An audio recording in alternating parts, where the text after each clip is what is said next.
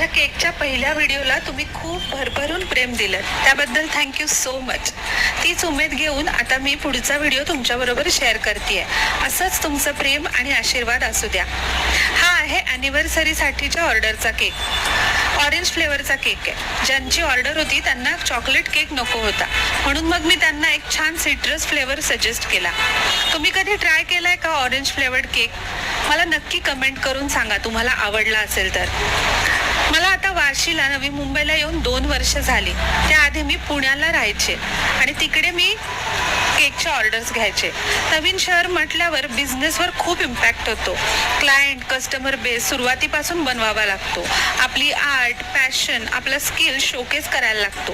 क्लायंट्समध्ये confidence create करावा लागतो. Fortunately त्या बाबतीत मी खूप लकी आहे. मिनिमम सोशल मीडिया प्रेझेन्स असूनही मला क्लायंट बेस मिळत गेला. आज नवी मुंबईमध्ये कुठेही मी केक ऑर्डर डिलिव्हर करू शकते. मग तुम्ही पण नवी मुंबईमध्ये असाल तर नक्की ऑर्डर करा आणि ट्राय करा. मी बेंटो केक्स, डेझर्ट जार्स सुद्धा बनवते. आता आपला ॲनिव्हर्सरी केक ऑलमोस्ट रेडी झालाय.